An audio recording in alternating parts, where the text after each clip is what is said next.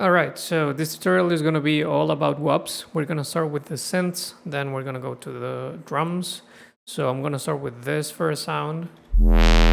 Before that, just for you to know, I have sidechain already enabled in here using just an utility and creating the automation myself. And also something very important is that I have some reverb throw automations just to keep things flowing and to help with the groove of everything and gluing everything together. So with that being said, this sound started with the square wave, and this is something that you will see a lot in this tutorial. Is I use a lot of square waves to create these wubs. So I started with a square wave. I have this LFO modulating the level, then I put harmonic series also modulating the level but not all the way up. That's how it sounds so far. Then I enable this air can noise. The level is also being modulated around 14%, and then this filter affecting both oscillators. Check out that the drive is around 29%, the resonance 0, the cutoff goes at 83%. That's how it sounds. Something in here that I have is also a sub going directly out, and the volume is all the way up. On the effects, I have compression, hyperdimension, reverb, and an EQ just cutting the low end because the sub is already doing that. That's how that sound was created. Then I have this and that little fiddles going on. I'm playing the E key, just for you to know. I'm going from F to E most of the time. The project is at 140 BPM. You're gonna notice that this one is actually just a variation of the previous one. I just changed the LFO in here. So it's going 1/4, retrigger, and check the shape that now has. Other than that, you can see that I'm using, once again, square wave, the harmonic series in the same wavetable position, which is position 5. And same filter and same effects. So just changing the LFO. Then I have that little high wub, which it has, once again, a harmonic series, position 8 this time. And now notice that I'm using a sine wave instead of a square wave. The LFO is looking similar to the previous one. And I also have another LFO doing a main tuning modulation. So if I go to the matrix, you will see LFO2 goes to main tuning, bipolar mode, 2%. So it's just doing like a small pitch drop type thing. In the effects, I have soft clipping, distortion, 2 glue compressors, not glue compressors, multiband compressors is what I meant, with these values over here. Hyperdimension just to make things wider, some EQ just cutting everything below 100, and reverb. That's what it sounds like. The filter is pretty key, and also the fact that I'm modulating the level, and phase distortion is around 21%, and the level of the harmonic series is all the way down. Resonance on this one is around 31% and the drive around 28. Then we go into like the first main bass that I would call, which is this one.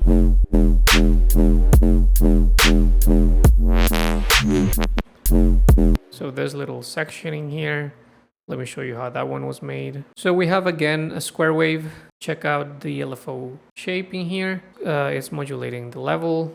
And I also have, once again, the sub going directly out with the volume all the way up. That's what it sounds. Then air can noise, a little bit less prominent this time. Filter. The drive on this one is 52%, 19% on the resonance, cutoff around 46%. I have some stuff being modulated to the oscillator B, but actually I'm not using that, so I'm gonna take that out. Then on the effects, I have tube distortion, 64 and 27%. Then multiband compression, hyperdimension, some reverb, 13%, 3 seconds of decay, and this EQ once again cutting the low end. So that's for the patch itself, but then outside of it, I put erosion with these values, and then this EQ, because the low mids were a little bit too prominent, and I wanted to also boost the 2K area. So, or actually like all the high mids, I would say. So it sounds like that. And then I go back to this opener bass and I introduce two new basses in here. So you will notice something that I want you to notice is all of these are pretty similar, and I'm just playing with arranging them in different ways. So now I have this one and then that one, and then it goes back to the short one, and that creates a pretty nice flow without me having to do, you know, that much. And by the way, if you want to play around with this drop, I upload it to my Patreon along with the presets and everything that you're seeing here. That's where I upload all my projects and presets from YouTube. So if you're interested in that, check the link in the description. Now going into this square wub. This is again a variation of the opener bass. So square wave, LFO looking like that, sub going directly out, harmonic series position 5, the level also being modulated, and then I have a noise and a filter. And then on the effects I have compression, multiband, hyperdimension, reverb, and EQ. So I think I mostly just changed the shape of the LFO and the rate in this one. So it's going 1/4, and this looks a little bit different. And I also put an erosion. So yeah, it's pretty similar to this one. I could have just created some macros and automate some stuff, and probably I wouldn't need to create this second track, but I just did it for the tutorial, just to keep it a little bit more simple. Then I have this deep wub, which I really like. It has some post-processing, so let me show you how that one was made. So I think this patch is the most complicated one out of the whole project, but honestly, once you get what it's doing, I think it's all good. So I started with this analog BD sine wave, then phase distortion from B, 42%, level all the way up. I have this sub bass going directly out into the bus 1, and I chose this second shape. Level is all the way up. Then I have this triangle wave, 2 octaves up. Level all the way down is just working with the phase distortion in here. That's what it sounds like. And then I have this square wave going to the bus 1 and filter, this bandpass filter. So LFO looks like this. And it's affecting the filter. You can check the values in there. Resonance around 17 and the drive around 37. So that's what it sounds like. I have two buses, like I have the main bus and then the bus 1. So in bus 1, which is affecting the sub and the square wave, I have this filter with these values, and then soft clipping, and this EQ. Then on the main tab I have some hyper dimension, another filter, 92%, this phaser with the rate all the way down makes around 80%, feedback 48, frequency 47, reverb 11%, and decay around 4 seconds. And this EQ just shaping the sound a little bit more.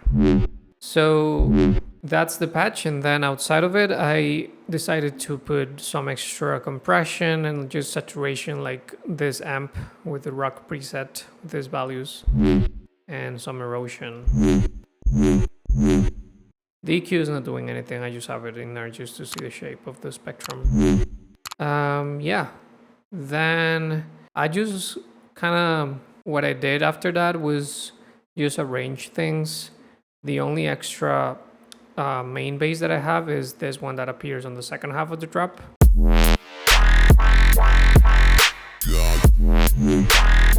And then goes a little bit higher. Oh, and I also have that Yoi Bass.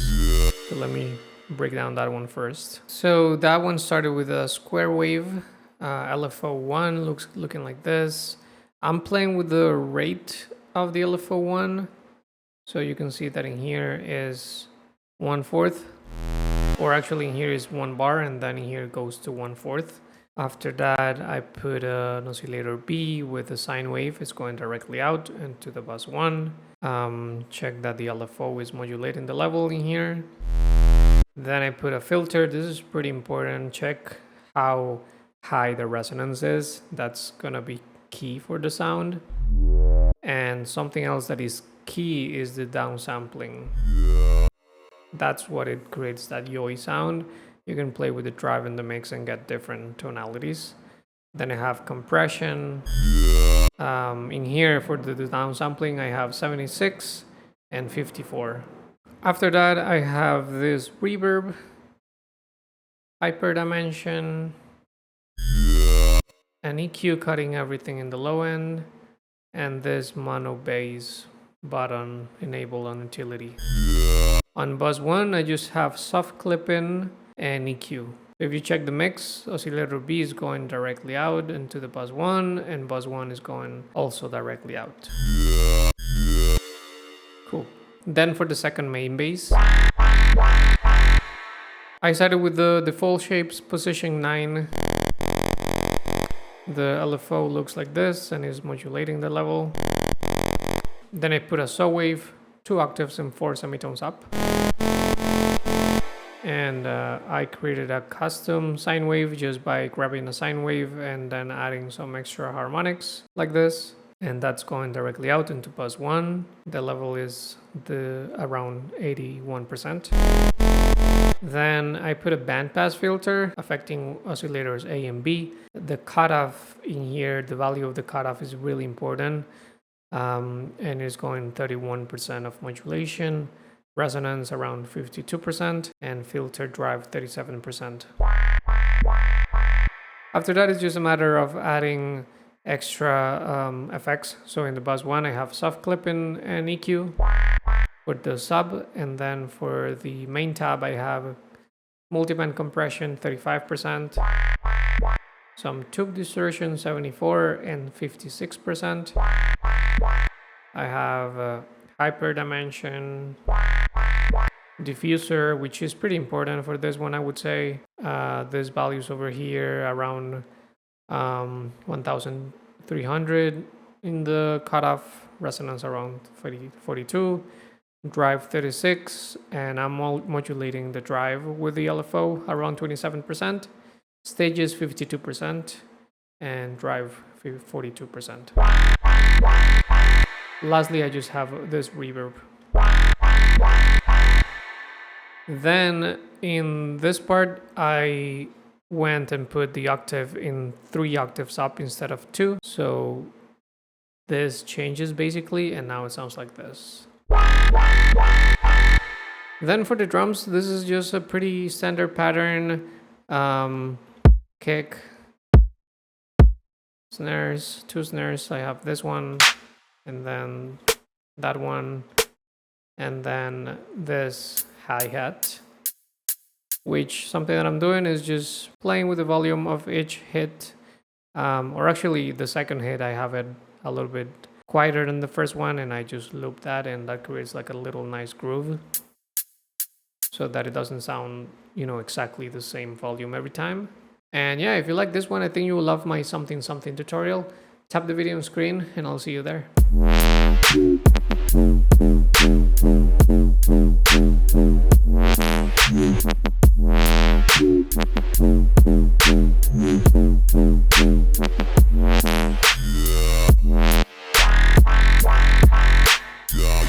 Wub.